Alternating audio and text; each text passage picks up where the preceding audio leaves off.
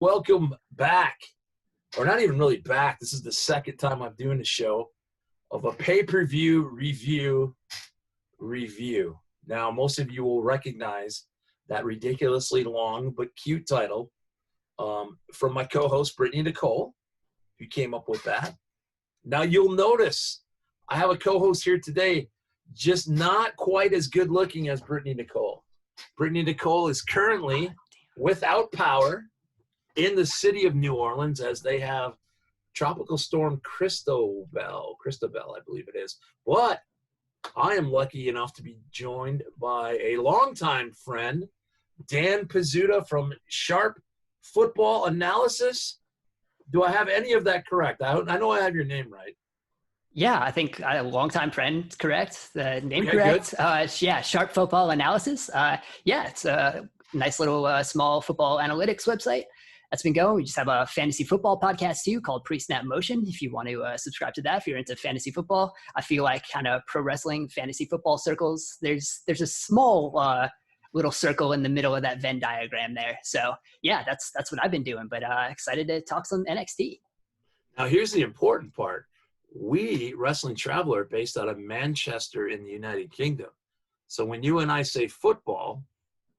Oh, that's right. American football. So American football. But do you guys, I think there is fantasy to do with what we call soccer somewhere out there. I know guys. I believe so. I'm sure there is. There's fantasy for everything.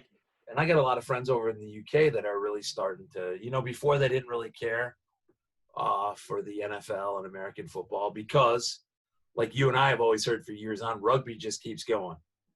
But right. Football they felt was like a slowdown, but now people have gotten into it. So we're going to put all your socials and stuff up here, Dan. Well, we appreciate you joining us. We had a huge contest out on Twitter to see who would replace Brittany Nicole. And as popular as I am on Twitter and on social media, I had to reach out to you and beg you to join me. So I don't know if we call yourself the winner of the contest, but I appreciate not having to talk to myself. And I'm just thinking of something. The very last time that you and I talked was outside a Bruce Springsteen concert at Madison Square Garden. Just happened to run into each other. That's right. Yeah. So, mutual friend who works for Bruce. Just happened to cross paths outside MSG. And I think I was with crazy Victor Randazzo. Yes. And crazy in a good way. So let's get the show started because people are going to go, we don't know. Do not Google Victor Randazzo. You will be down a wormhole. Although I did appreciate your post the other day with Christopher Daniels coming in. Did it not look exactly like Vic? And I could see Vic doing the little walk in and dance. Loved it. Oh man. So NXT TakeOver in your house just completed maybe 10-15 minutes ago, live at the Performance Center. Now, we usually, Brittany and I, talk about our 3 top things, but I want to talk, how cool was it seeing an in your house set? Todd Pettengill, Ico Pro. I mean, did you get the waves of nostalgia, or am I just way too old? A little bit. I'm a little younger than you are, so I'm a little the heyday of In Your House, a little before my time of actually watching it. Of course, with the network, I've watched a bunch of them, but that was not my peak wrestling watching years in my youth. My very first In Your House pay-per-view was Beware of Dog 2. And the only reason it was Beware of Dog 2 because Beware of Dog, the original, wherever they were, somewhere in the Carolinas, I believe, the power went out. Really bad storm. Power went out during, I think, Savio Vega versus the ringmaster, Steve Austin, when he was managed by Ted DiBiase, a Caribbean strap match. And I remember my parents had DirecTV, and I was just flipping around, and all of a sudden, on a random weekday night, there's it says In Your House, and I know that's a pay-per-view, and I know I can't afford it. And we're watching, and I'm not even I'm a young kid, I can't afford it. I'm in college, and I can't afford that for sure. And there was a free In Your House pay-per-view. So that was my first four-way into it. The segue being, first time I ever watched it, there's a storm. First time I'm doing an NXT review, Brittany's in the storm. Yeah, it's come full circle. I mean, it's all come full circle. I'm going to pause here. You'll see, you recognize my journalistic integrity as I've got this all written down and planned out, editing. I want to take a moment right now. The thing that Dan, you and I have in common is we met at International Gymnastics Camp. Yeah.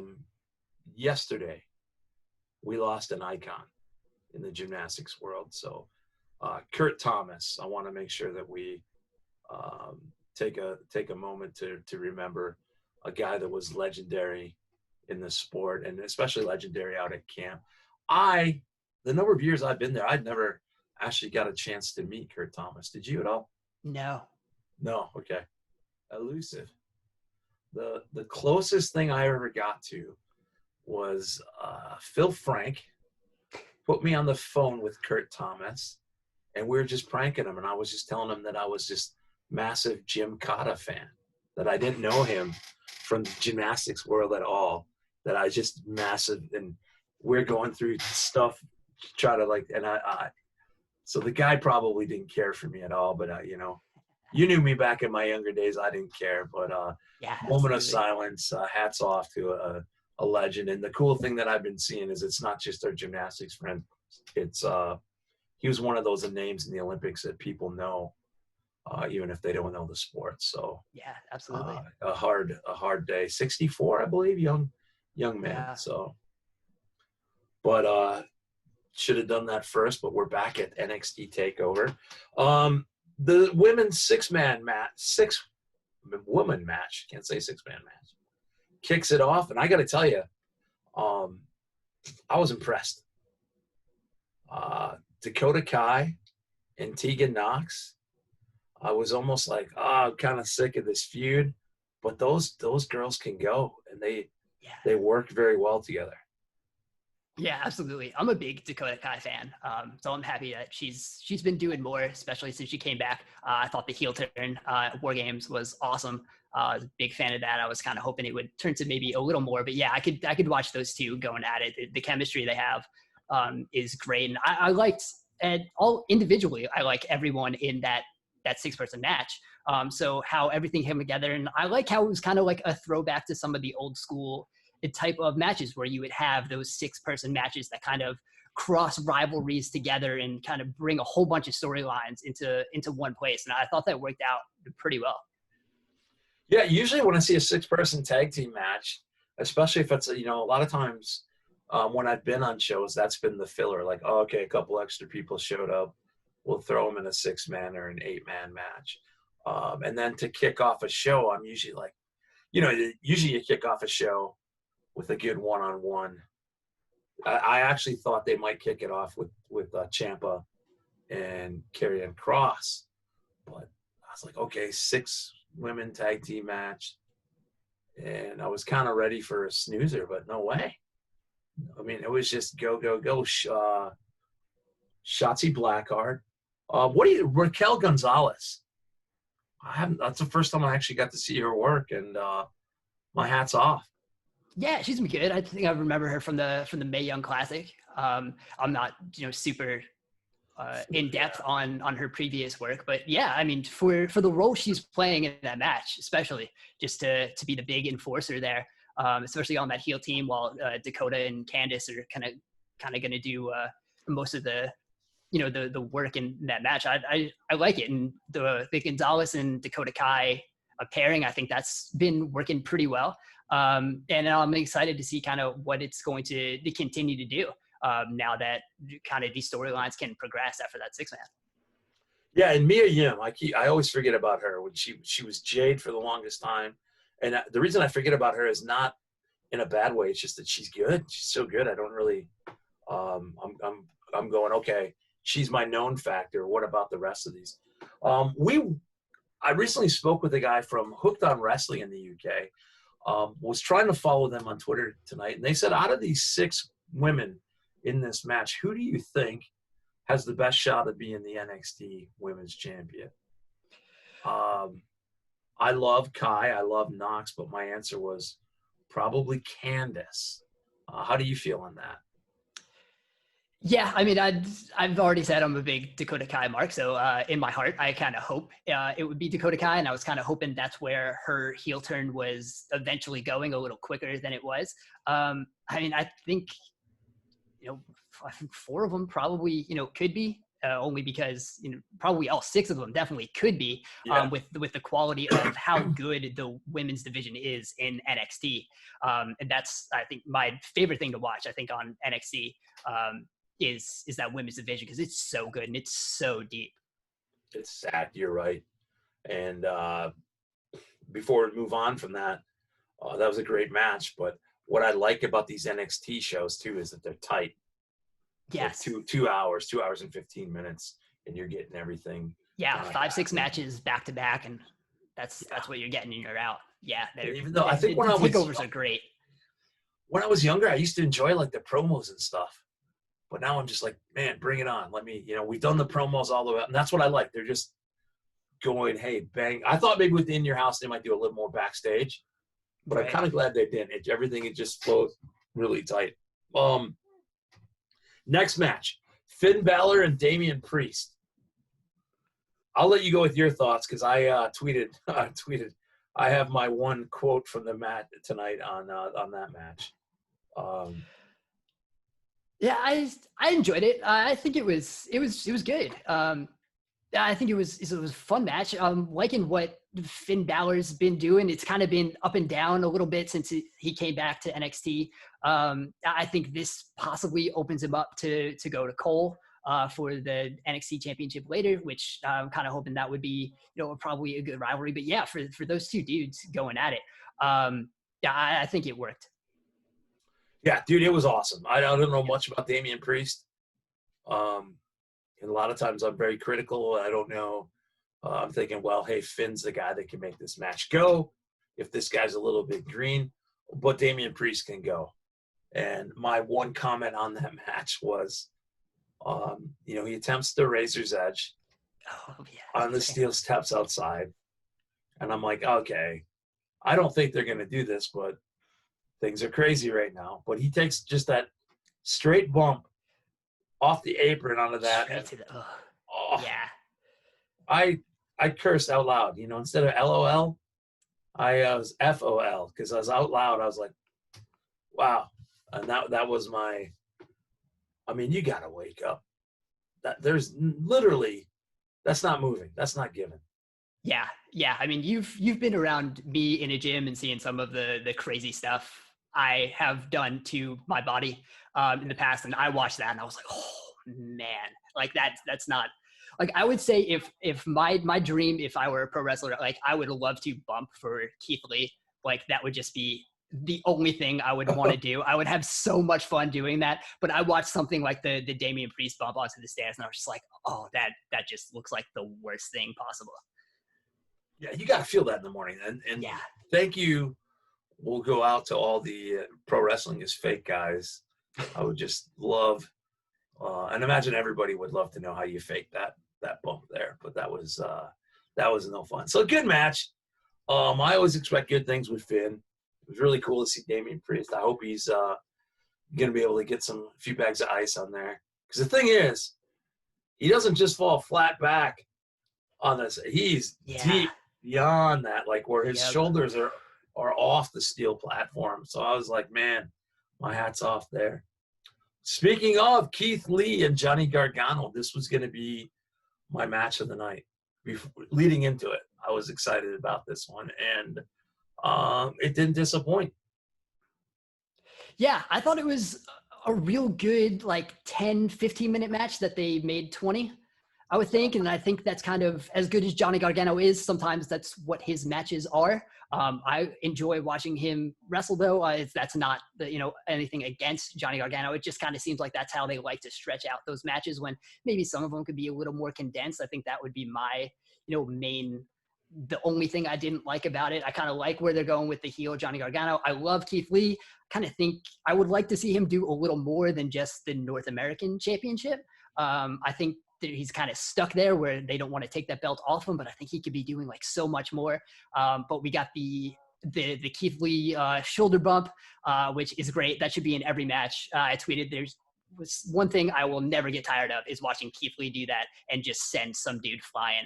Doesn't matter who it is. I want to see that every week. As far as like gymnasts go, I know he can send you guys flying there. I know you guys absolutely make it look huge. I'm just like Keith Lee either going one-on-one or tagging with, but I need to see him and Big E in the ring a lot more together.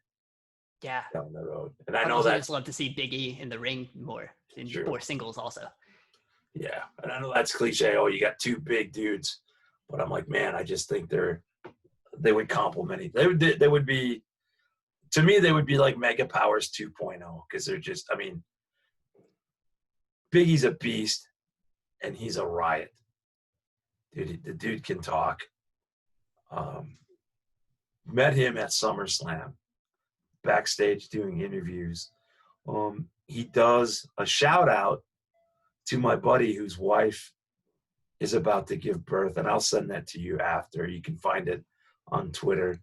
But he stops the entire press room with him just go. He literally pretended he was in labor talking to my buddy's wife, and just off the top of his head. But before that, professional. Hey, how you doing? Blah, blah, blah. Lights turn on. Yeah. And he's Big E. So, yeah, Big E, Keith Lee. Not to take anything away from Keith Lee, but I would love to see them. And Johnny Gargano is, he's excellent. He's a solid worker. I know there was some rumors that he kind of wanted to stick around NXT. And I think that's great because either way, who do you want your new talents to come up and work with? Somebody like a Johnny Gargano, who not only can get the best out of everybody, but if I'm in the ring and I make a mistake, that guy's gonna bail me out. Yeah, absolutely. And for Gargano's sake too, what would he be doing on Raw and SmackDown right now? Like, who knows? He's definitely way better off being whatever he's doing right now in NXT. He's got the heel angle with his wife. Like, I don't think he can get much better than that from a personal standpoint. So for Gargano's perspective, that's definitely the place to be. It's nice, and you're definitely not traveling a lot right now, so you got a lot of home time, so that's good.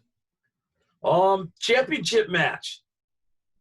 It's a backlot brawl, which I believe the last time I actually saw something called the backlot brawl, was it Goldust and Piper? Yeah, I think so. That's the last time I really heard of anything. So this is kind of a throwback as well. Adam Cole and Velveteen Dream. Your thoughts? This was really the only thing in the show that didn't work for me. I know WWE's been pretty good with some of these, cinematic matches they've been having. There was just a lot of it that didn't work. I think the whole way it was set up and the way it was shot was just really weird. I would have just rather seen Adam Cole and Velveteen Dream just go at it for 20 minutes in a regular match. Those two guys are great in the ring. To take away from what they did or what they really can do well, it was just a couple of things that really just didn't make the match work for me. Yeah, I've been going back and forth on these. I don't want to like these cinematic matches. The old school professional in me doesn't want to like them. But like I said, the last time we did this was after the Money in the Bank. And I'm like, I'm going to hate the ladder match. But I realized, what else would they be doing right now? It's better than not having wrestling when we were really in the midst of the COVID. But this is something that adds. I was entertained. I was definitely entertained, but I do agree with you. The fact that this is being touted as the last time Velveteen Dream can go after Cole for the title kind of robs me of a lot more great matches there. I love Adam Cole. I love the whole Undisputed Era. I love the Dream has made his character work. I remember him as Patrick Clark on the Tough Enough. And then when I finally realized that he's the Dream, if you go back and watch that season of Tough Enough, knowing that he's the Dream, then it kind of makes sense. But when I first watched it, and then I kind of went back and I'm like, what? Wow, he's come a long way from a guy who was portrayed on Tough Enough as the ultimate WWE fan. I think he did a promo on everybody that was at Tough Enough just to be popular or do some reality TV, where he was there because he loved the business. We had a little scare a month or two ago with Velveteen Dream and some questionable content on the internet, but obviously that has all gone by the wayside, and I assume if he's co-headlining pay-per-view, that all is good. So it's great to see Dream and Cole. It's just sad that there's not going to be that trilogy, like you said, that match that could be on a pay-per-view level. I'm talking, not on the regular show, but that we don't have a Dream Cole Part 2, like when we had Cole Gargano, 3 of them, which I got to see 2 of those live. Nice. Thank you to Wrestling Travel, which is fantastic. So good match up until you get kind of towards the end of the cinematography. Then it kind of is what it is. I have a hard time telling who's selling what move there at the end. Yeah, at the end, a lot of cuts in the middle. The way this one was shot, I didn't really like. I don't think it was done as well as, like, say, the Boneyard match was. And so, yeah, there's a lot of stuff that it didn't work for me. And it's 2 guys that I really like, that I think this could have been a great match in other circumstances. Obviously, the circumstances of what they have now, you got to kind of do with that what you can. But yeah, it was a little disappointing. And this was really the only match on the card that just it didn't work for me. I think now that you're speaking, I think the disappointment comes when you talk about a Boneyard match and you talk about an Undertaker who is, no pun intended, phenomenal. Time just catches up to us all. Eventually it'll get to you, Dan Pizzuta. But I think what the problem is these are 2 kids in their prime. They don't need a cinematic match, I don't think. Yeah. And that's kind of where I think we both agree on that. Not taking anything away from either of them. I think part of the reason it doesn't work is it doesn't seem to be necessary to do that. Right. Yeah, I think I could have watched these guys go in 25 minutes in a regular match and been super happy with it. I think it kind of takes away from some of the stuff Dream is, like, super good at. I think, like, in and out of kayfabe, I think he understands pro wrestling, like, better than anybody. I think the way he tells stories in matches is incredible. I think that it's taken away a little bit with the kind of match they did tonight. I think even in kayfabe, when you see how he got to Adam Cole, taking out someone in the Undisputed Era, that's a smart pro wrestling thing to do. You take out one of the other guys to eventually get to the boss guy, and that's how he got that first title match. So yeah, I just think that it kind of took away what makes both of those guys so good. So we do a match. It's going to be Dan Pizzuta versus Justin Clapper in a backyard, whatever, brawl. We won't say backyard. That has very negative connotations in wrestling. In a backlot brawl. What are you driving to the ring, Dan Pizzuta? Are you the monster truck guy or are you the Lambo? Yeah, I mean, I probably have to say the Lambo. Perfect, because I wanted the monster truck, so that's all right. So that works. I wanted that works out. Tommaso Ciampa, and now being called Carry On Cross. I'll go first on this one. Yeah, go ahead. I love Scarlett. But I love Ciampa. My jury's a little bit out on Carry On Cross right now. Obviously, everybody is watching WWE, NXT. What are they going to do with them? But I'm looking at it and I'm going, damn it. We got a lot of hype behind Carry On Cross. So I know Tommaso's going to lose this one. Before, as you kind of read the tea leaves at his NXT, so I was already pretty well ready to be disappointed with it. Not anything against Karrion Kross. It's just that build, sustained build for Ciampa as the tough guy, as just I feel like, man, if he's gonna drop a match to Kross, it's gonna take a lot away from that tough.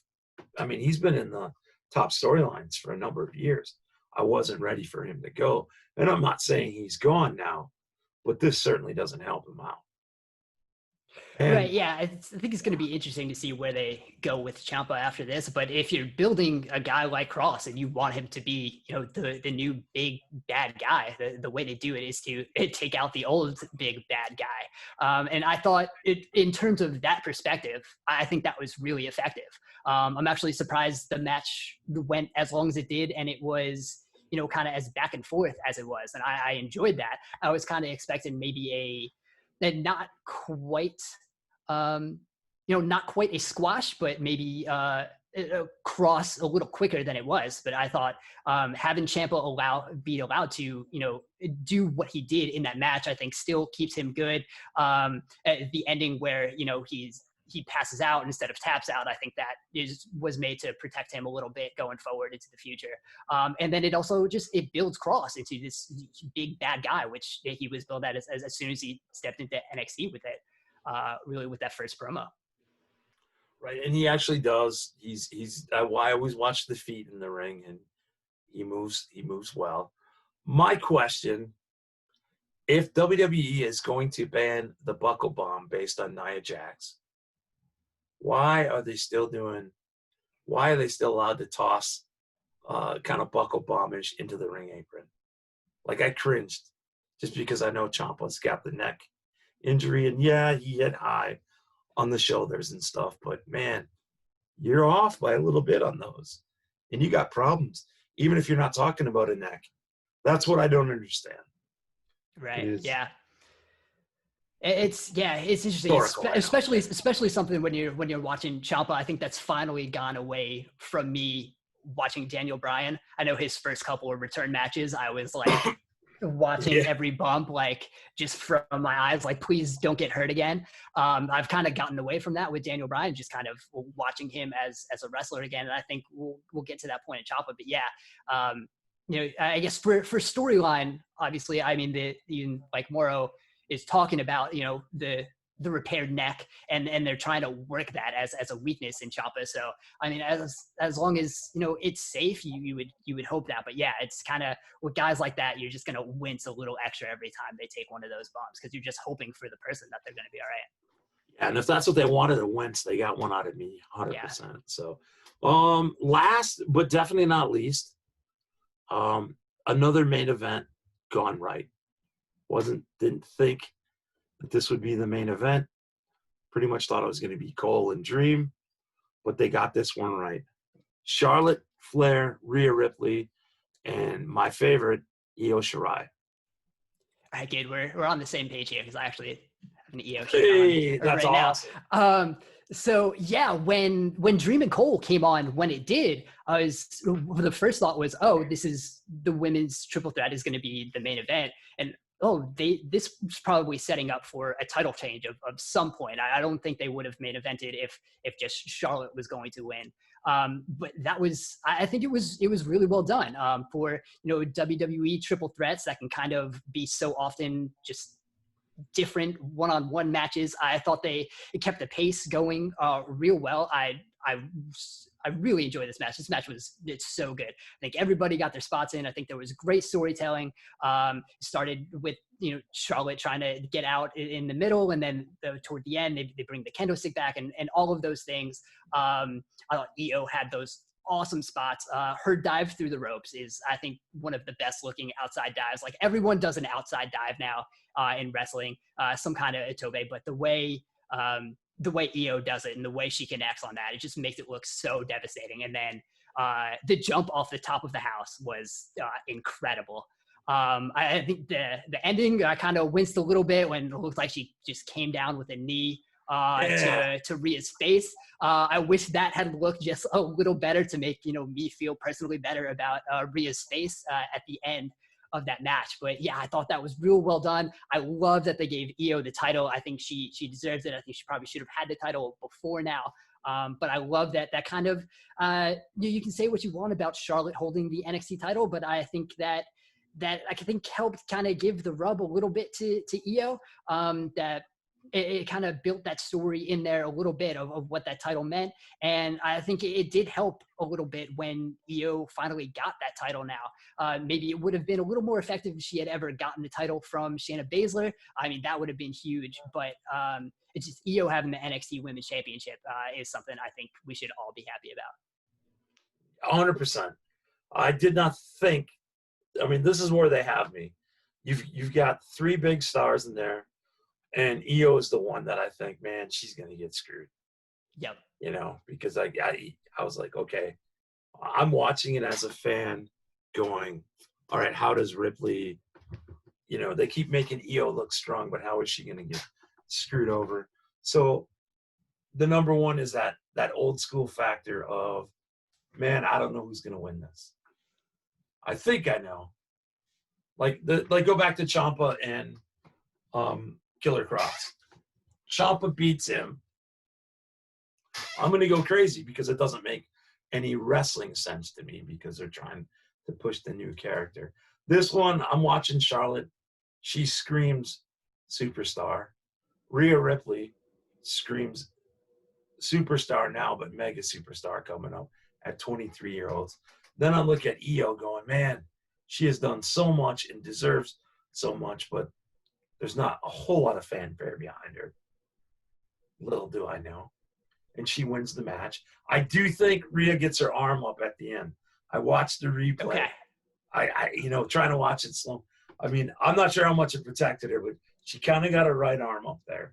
Right. I mean, there's only so much target area she had with the being in the figure 8 anyway. So that was a hard spot to hit. But yeah, if I hope she got the arm up. I thought they were going to have her go on Charlotte on the bridge, which I'm like, ooh. And then when I'm kind of waiting for that, and then I'm like, oh, she got her in the face, it looked like. But Ripley's a tough girl. The jump off the house, here's what I loved about it. I hate when somebody's coming off the ring or anything, and the outside people are standing there. Are just standing waiting, yeah. Staring and it waiting. happens so much, yeah. It's definitely a pet peeve. And I think they did a better cut with the camera as well because you can kind of see Charlotte look up, and then the camera cuts up to Shirai, so it's perfect. So to the average, if you're a normal person, not an idiot like me, looking for stupid stuff, you don't really catch it. So I love the fact that they're quick with the camera angles on that. But man, I'm probably gonna watch that match again tonight just because it was hot. It was awesome. It was action.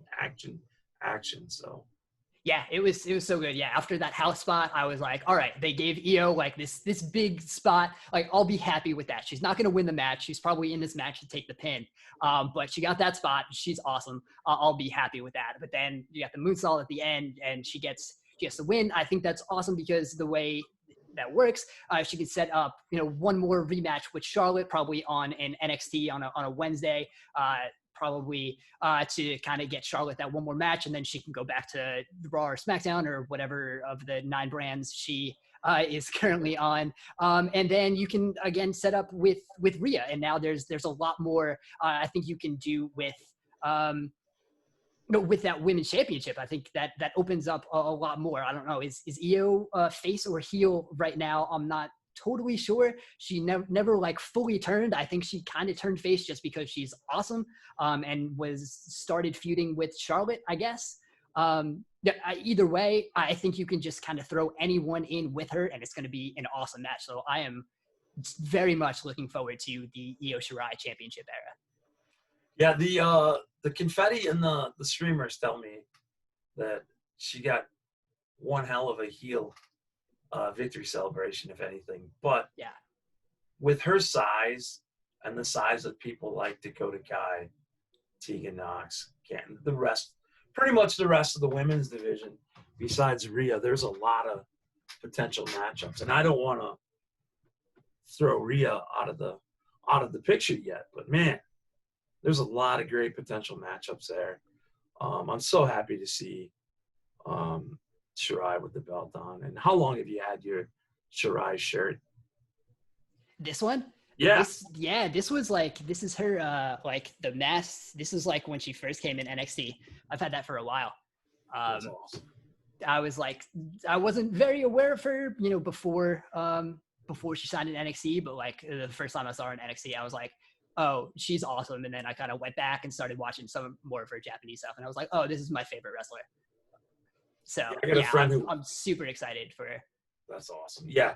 So you and I were in the same boat. We thought she's going to take the pin. They're not going to let her win. And then, holy shit. Yeah, it just kind of seemed like, especially for, the Charlotte Rhea story, it just kind of seemed like Io was in the triple threat to be the one who took the pin.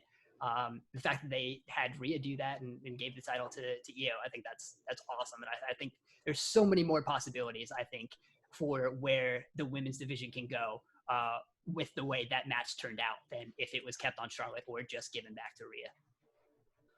I got a feeling that if this was on a regular WWE pay-per-view, that's exactly what we're trained to know. Okay, she's going to take the pin. Yeah. I think it might have went cookie cutter, but that's what I love about NXT. It's a tight 2-hour pay-per-view. I expect the unexpected when I watch an NXT. Not quite sure where they go. And I love that. Because even though I know the inner workings of pro wrestling, and there's a lot of other smart fans out there, but being trained, I love watching it and just being able to let go and just kind of be a fan and go, oh, they did that. I used to remember WrestleManias. They'd pick a match, and it was like, okay, cool, that's what we're getting. We're getting Hogan versus Warrior. I'm excited. Not, if the internet would have been around back then, it would have been, oh, geez. Guys predicting this and that. And it takes the fun out of it. NXT brings the fun for me. Yeah, it's good. And I think what this takeover did, I think, was kind of set NXT back on track a little bit. I think some of the build to this wasn't as great, and I thought NXT was lagging a little bit in some of these empty house shows just because of how great that NXT crowd is.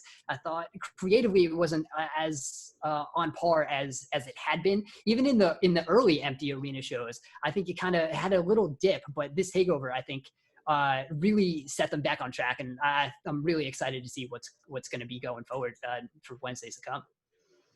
Now, do you have insider information? Was that all trainees there, or did they let some fans in, or what? It was quite a crowd there, really. It was, yeah. I think it's all people from the Performance Center. There were some guys that you see on NXT TV. Yep. And I think some people who are just in the Performance Center that haven't debuted yet. But I think that's all the crowd has been. It's cool. It's a much better. And my hat's off to AEW for proving that. Because the one thing I've said during the pandemic is, if we haven't learned anything, we've learned the fans are very important to the sport of professional wrestling. Yeah. Yeah, and actually, I think these guys work a lot better at NXT too. It's weird seeing some of the NXT characters in the crowd on Raw and SmackDown, and they're not really like cheering for where their character alignment should be cheering, and that kind of always throws me off as a fan. Like seeing like Jessamine Duke and Maria Shafir like cheering for faces and booing heels. I was like, that has nothing to do with anything I've ever seen from you on camera. So that always kind of throws me off a little bit, but I feel like NXT, it's a little more organic. So I think those have been working more. And I think you got some of those, this is awesome chants. You got some of those NXT chants because these are people that, are involved in NXT. So they are excited about what's happening in the ring. I think much more so than they are, Raw and SmackDown. I think that's what we've seen in AEW too, is the AEW wrestlers are very excited about what is going on in the ring. So they're bringing a little more of that energy. And I think that worked a lot better with NXT, and I think it worked really well tonight. Yeah, definitely. So we'll close the program like this. We're going to do our top 3 takeaways, and you and I may have things that are similar, but we'll start with number 3. And I think my number 3 top thing to take away from TakeOver And this is just a personal. I love the throwback. I love the setting of the house. I love. You had to even appreciate old Doc Hendricks' picture on when Gargano's coming out. Old Michael P.S. Hayes, Right. but Todd Pettengill, Ico Pro. I love the nostalgia feel of the show. So that's my number 3. Yeah, I think I have something similar. I'm happy they decided to do a takeover. I think they probably easily could have just kept going with NXT, the TVs throughout the week and not have done a NXT pay-per-view. But I'm happy they did, because I think it really advanced the storylines that needed to be advanced. And it gave us a really good wrestling pay-per-view. That was tight. Like you said before, it was just one of those good takeovers. Tight, great wrestling, great matches, and it kept the stories going. So I'm just happy they did a takeover instead of just kind of trying to advance everything weekly on NXT TV. Yeah, great point. My number 2 is the opening match, the 6 women match that I really, usually when I see 6-person tag teams, I'm not really expecting a whole lot. I learned that from watching the Road Warriors and Dusty Rhodes and expecting big things when I was a kid, and then realizing that usually the more people in the match, the more we got time for people to rest. But those girls brought it, brought the fire. Reminding me of like a Rey Mysterio, Juventud Guerrero opening up a Bash at the Beach. You know, it was bang, bang, bang, and it was entertaining, and it was over before I wanted it to be over. So my hat's off to all 6 ladies in that first match. They set the tone and they set the gate pretty high. Yeah, absolutely. That was a great tone setter, and like we talked about before, this is the women's division just stacked. So be able to get 6 of those women on the card was great also, because I think sometimes you see these takeovers, and we talked about how great and compact some of these cards are, but some of that time it leaves you with people who you would like to see on the card off the card because you can't fit it in these 5 card shows. So to get all 6 of them on is just fantastic. I think my number 2 is Keith Lee. It's still awesome, still North American champion. I thought maybe he might have dropped it to go work with Cole and maybe chase the NXT championship, but he's still North American champion. So I think anytime he's had a North American championship match, they've been great, whether it's with the huge guys like Dijakovic or whether it's with a Gargano. He's been doing great stuff. So still Keith Lee, North American champion. So I'm excited to see where that still goes. Dijakovic, is he still on the NXT roster? I think I might have heard rumors that they might be bringing him up, but I think he might be in limbo just in terms of where he's appeared lately. Let me tell you a story, not of a man named Brady, of a man named Donnie Eckhart, who we both worked with. Donnie and I decide during a camp tours one year that there's a wrestling match. We're gonna get our work done early, and we're gonna somehow talk our way. We go down to East Stroudsburg High School, and the Hardy Boys are there. Mick Foley, Noel Foley. While we're waiting, we're gonna go in line and meet the Hardy Boys. Donovan Dijak, who's his name at the time, is sitting on a table over here, and some little kid's got a Hardy Boys shirt on, and he goes, "Hey, you like the Hardy Boys?" "Yeah." "Who's your favorite?" And kid goes, "I love Matt Hardy." And Jack goes, "Yeah? Well, I'm going to kick his ass tonight." And walks away. And I'm like, I love this dude. First time I'd ever seen him. And they put on a hell of a match, as you can imagine now. So, yeah, Dijakovic. I always forget how to say his name, but huge fan. So that's our number 2. I believe our number 1's going to be the same. My number 1's going to match very well with the T-shirt that you're wearing now. Yeah, that main event was awesome. Giving her the belt was awesome. She's a great performer. All 3 of them are great performers. That and the women's match before, like you said, I'm just going to echo your statements. A deep women's roster of women professional wrestlers, not divas, not bra and panties, but athletes that bring it. I'm kind of proud of that division right now. Yeah, it's so good. There's just it's so many pretty much whatever a combination they put out there. It's a watchable and enjoyable match. Any time that's on just NXT TV, and that's great to see, because there was a while where that wasn't the case. Sometimes on WWE TV, even though there is a good women's roster there, they're not always great watchable matches, just from the time they're given, the attention to detail they're given, TV time they're given. But at NXT, you have that, and Io Shirai being the champion of that division, being on top of that division, being a focus of that division is awesome.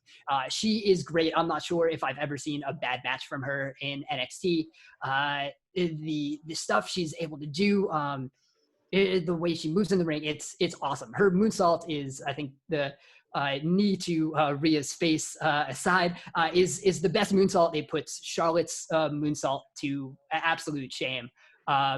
No, I love everything about Io Shirai. Yeah, I'm just so happy she's the champion. That has to be the number one takeaway of the night. Yeah, I was ready to be very upset, but I'm so happy. So Dan Pizzuta, before I let you go, I want you to run down for the people what you do, any social medias that you're okay with people following if they want to, because here's what I get from you. I've known you for a long time, but here's what the layman that might be watching this might go, oh, who's Dan Pizzuta? And now they hear you talk about pro wrestling, and you're a guy very cerebral about this. So people may go, hey, I want to follow this guy. Well, what are your social medias and your place of employment and stuff that maybe we can follow? Sure. You can just follow me on Twitter at Dan Pizzuta. That's where I do most of pretty much many thoughts. So like you said at the start, writing about football for Sharp Football Analysis. You can find that at sharpfootballanalysis.com. We have a lot of fantasy stuff. We have a lot of real football stuff. We also have a preview book coming out. If you go to our website and you're interested in the upcoming football season, you can pre-order our season preview book right now. It's going to be like 300 pages of words, great graphics, a whole bunch of just the most stat and information filled preview book you can find. You can also find, if you're interested in fantasy football, have a podcast with Rich Rebar, who is I have a podcast with Rich Rebar, who is, you might know on Twitter as Lord Reebs. If you're into fantasy football, he's one of the best guys in the game. So you can find our podcast, Pre-Snap Motion. And that's basically it. That's awesome. Down to Sharp, cover college as well? We do occasionally. It's not a college fantasy, but yeah, we're starting to get into that a little bit. We're a new site. Last year was our first year as a full-time website. So right now, mostly pro football. We have some college gambling, and we're also heavy on college once it comes draft time. But I think we're going to try to build up a little more college as we go. What is your professional opinion now? I know that we're leaning towards hopefully having NFL. But if college campuses aren't going to have students, do you have any insider knowledge where we're at with the college game happening? I don't. It doesn't really seem like anyone has a good grasp on what's going to happen. It might seem like some colleges could end up asking, students to stay home, but still have some college athletes on campus, which would be kind of crazy.